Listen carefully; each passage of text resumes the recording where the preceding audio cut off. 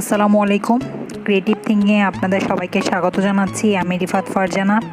আজকে আপনাদের আমি তৈরি করে দেখাবো জিন্স ক্রাফট।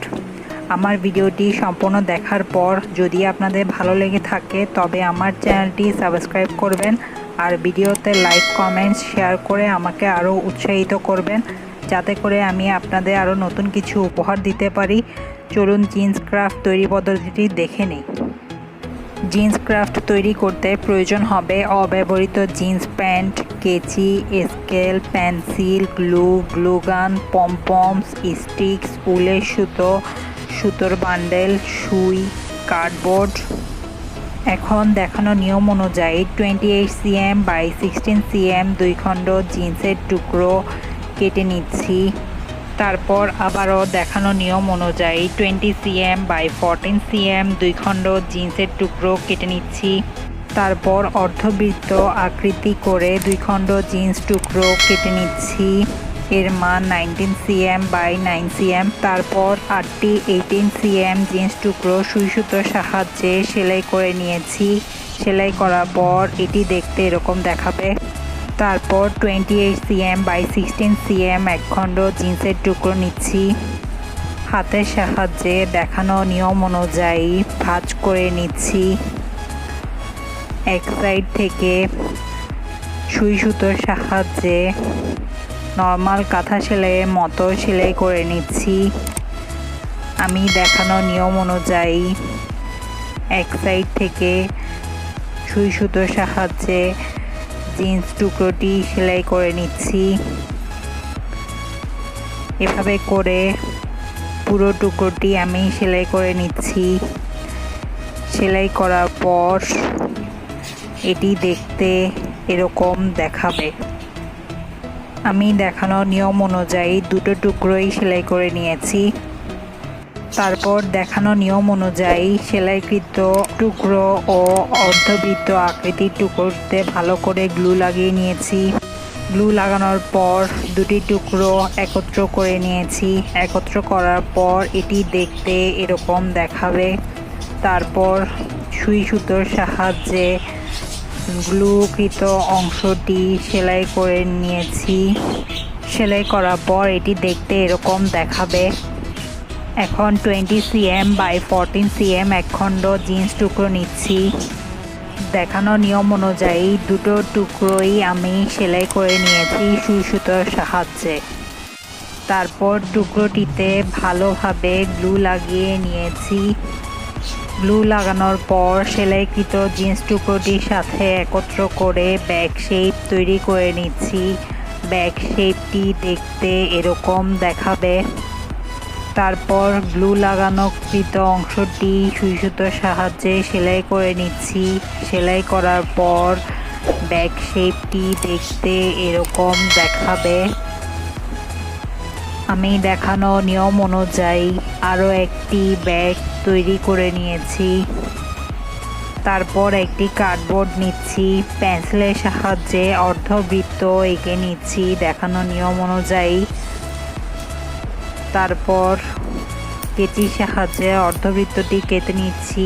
আমি দেখানো নিয়ম অনুযায়ী আরও একটি কেটে নিয়েছি। তারপর অর্ধবৃত্তটি ব্যাগের মাঝ বরাবর গ্লুয়ের সাহায্যে বসিয়ে সেট করে নিচ্ছি।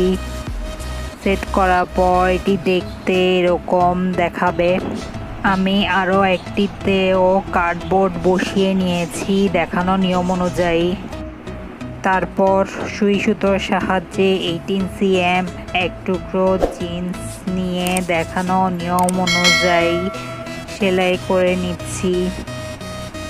আমি দেখানো নিয়ম অনুযায়ী সুই সুতোর সাহায্যে সেলাই করে নিচ্ছি। এভাবে করে সেলাই করার পর কেচির সাহায্যে কেটে নিচ্ছি। আমি দেখানো নিয়ম অনুযায়ী আরও একটি সেলাই করে নিয়েছি। তারপর মাঝ বরাবর 18 cm আরও দুইটি টুকরো সেলাই করে নিয়েছি দেখানো নিয়ম অনুযায়ী। দেখানো নিয়ম অনুযায়ী আমি আরও একটি ব্যাগে 18 cm টুকরোগুলি লাগিয়ে নিয়েছি। তারপর গ্লু গানের সাহায্যে পমপমসগুলি বসিয়ে নিচ্ছি। এক এক করে আমি দেখানো নিয়ম অনুযায়ী পমপমসগুলি বসিয়ে নিচ্ছি গ্লু গানের সাহায্যে। বসানোর পর ব্যাগটি দেখতে এরকম দেখাবে। আমি দেখানো নিয়ম অনুযায়ী আরও একটি ব্যাগেও পমপমস বসিয়ে নিয়েছি গ্লু গানের সাহায্যে। তারপর পমপমসগুলি সুই সুতোর সাহায্যে ভালোভাবে সেলাই করে নিচ্ছি। আমি দুটি ব্যাগেই পমপমস বসিয়ে সেলাই করে নিয়েছি সুই সুতোর সাহায্যে। সেলাই করার পর এটি দেখতে এরকম দেখাবে। তারপর দুটি স্টিক্স নিচ্ছি, দেখানো নিয়ম অনুযায়ী গ্লু লাগিয়ে নিচ্ছি। গ্লু লাগানোর পর দুটি একত্র করে নিয়েছি। আমি এভাবে করে দেখানো নিয়ম অনুযায়ী আরও দুটি স্টিক্স একত্র করে নিয়েছি গ্লুয়ের সাহায্যে। তারপর গ্লু ও জিন্স টুকরোর সাহায্যে স্টিক্সগুলি কভার করে নিয়েছি দেখানো নিয়ম অনুযায়ী। তারপর স্টিক্সগুলি সেট করে নিচ্ছি উলের সুতোর সাহায্যে। তারপর আমি দেখানো নিয়ম অনুযায়ী উপরের অংশে উলের সুতো লাগিয়ে নিয়েছি।